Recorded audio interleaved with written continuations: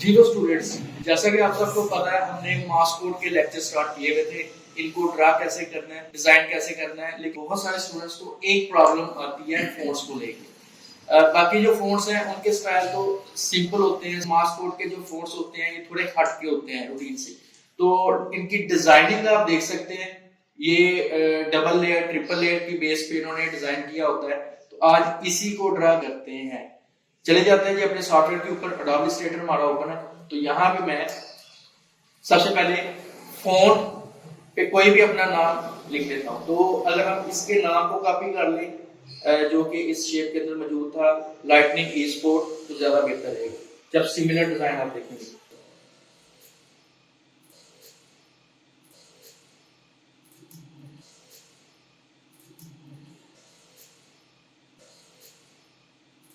इसको मैं थोड़ा सा बोल्ड कर देता हूँ। और हाँ, इसका जो सिमिलर फॉन्ट है वो हमारे पास मौजूद है। लॉन्ग शॉट उसका नाम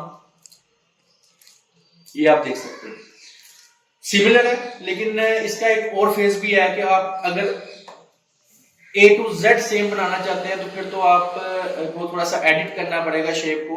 बट अभी हम एडिटिंग की तरफ नहीं जाते, हम इसी के ऊपर वो इफेक्ट लगाने की कोशिश करते हैं। आप बार बार अपनी पिक्चर के ऊपर आ रहे हैं और उससे आपको देख के तो फिर आगे डिजाइन करने की कोशिश करते हैं। तो बेहतर ये है कि आप स्क्रीनशॉट ले सकते हैं।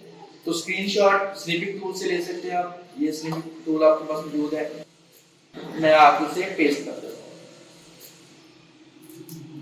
ये मेरा फोन है जिसको मैंने बोल्ड कर दिया है। अब चलते हैं स्टेप नंबर 1 पे। आपने करना क्या है, सबसे पहले देखना है कि जो लाइटनिंग का फोन है, बेसिक फोन वो ब्लैक में है या व्हाइट में है। जहां तक हमें फील हो रहा है इसका बैकग्राउंड ब्लैक में है और फोन का जो कलर है वो व्हाइट में है। तो मैं इसे इस ग्रे पार्ट में ले आऊंगा और यहाँ पे आके हम इसका कलर व्हाइट कर देते हैं। दूसरा स्टेप ये होगा कि हम अब इस फोन को कन्वर्ट करेंगे शेप के अंदर। तो उसका प्रोसीजर ये है कि आपने राइट क्लिक करना है और यहाँ पे आके क्रिएट आउटलाइन के ऊपर क्लिक कर देना है। ये अब हुआ क्या कि आपका जो फोन था, ये आपके लेटर्स थे, वो कन्वर्ट हो चुके हैं शेप में। तो अभी के लिए सिंपल कॉपी ले सकते हैं, कंट्रोल सी कंट्रोल वी करके आप। और उसके बाद इसका जो कलर है वो पिक कर लेना है आई ड्रॉपर टूल से, और वो हम सेम ग्रे कलर जो है वो पिक करेंगे। इसके बाद हम प्रॉपर्टीज में चले जाते हैं। यहां पे जाने के बाद स्ट्रोक जो है उसको हम बढ़ा लेंगे। हर शेप की दो चीजें होती हैं, एक फिल होता है, दूसरा स्ट्रोक होता है। फिल होता है इनसाइड कलर और आउटसाइड कलर या बाउंड्री का जो कलर होता है वो स्ट्रोक कहलाता है। तो स्ट्रोक का साइज मैंने बढ़ा लिया है जो कि ब्लैक में है, इसको हम सेम व्हाइट में कन्वर्ट कर देते हैं।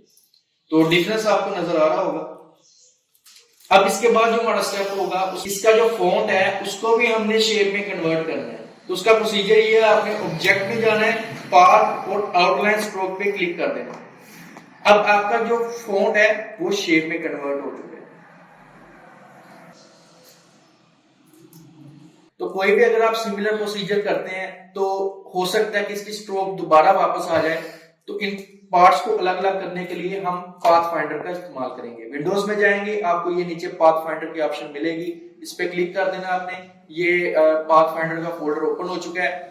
आपने यहाँ पे डिवाइड करना है। डिवाइड क्या करता है कि 2 3 4 जितनी भी लेयर्स हैं उन सबको अलग अलग कर देता है, अलग अलग पार्ट्स में। तो डिवाइड करेंगे। अब आपका जो व्हाइट वाला पोर्शन है और जो ग्रे वाला पोर्शन है वो दोनों अलग अलग हो चुके हैं या कट हो चुके हैं आपस में। जो व्हाइट वाला पोर्शन है उसको आपने रिमूव कर देना है। रिमूव करने के दो तरीके हैं, एक तो आप सिंपल अनग्रुप करके इंडिविजुअली एक एक को आप डिलीट कर सकते हैं, या दूसरा प्रोसीजर ये है कि आप सिंपली इसको डबल क्लिक करें, आइसोलेशन बार ओपन हो जाएगी। अब आपने क्या करना है कि मैजिक वॉन्ड टूल पे जाके व्हाइट एरिया को सिलेक्ट करना है। तो जितने भी लेटर्स के ऊपर व्हाइट एरिया थे वो सारे सिलेक्ट हो चुके हैं। डिलीट का बटन प्रेस करेंगे तो वो डिलीट, ग्रे वाली लाइनिंग है वो तैयार हो चुकी है, लेकिन कटिंग का प्रॉब्लम है। तो उसके लिए मैं पेन टूल का इस्तेमाल करूंगा। एक स्ट्रेट लाइन हम क्रिएट कर लेते हैं और उसके बाद मैं इन सभी को सिलेक्ट करूंगा जिसके अंदर लेटरिंग भी आ गई और जो अभी मैंने स्ट्रेट लाइन बनाई है वो भी बीच में ऐड हो चुकी है। सिंपली आपने विंडोज में जाना है, यहाँ पे पाथ फाइंडर, डिवाइड करेंगे, ऊपर वाले लेटर्स अलग हो जाएंगे और नीचे वाले अलग हो जाएंगे।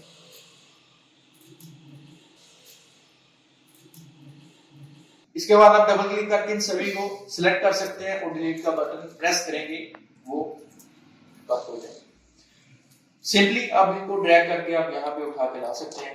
तो ये आपकी लेटरिंग हो चुकी है। लेकिन प्रॉब्लम यहाँ पे एक और आ रही है कि जो लाइटनिंग है वो थोड़ा सा कर्व में है, टॉप से और बॉटम से। उसको मैनेज कैसे करना है? बहुत आसान है।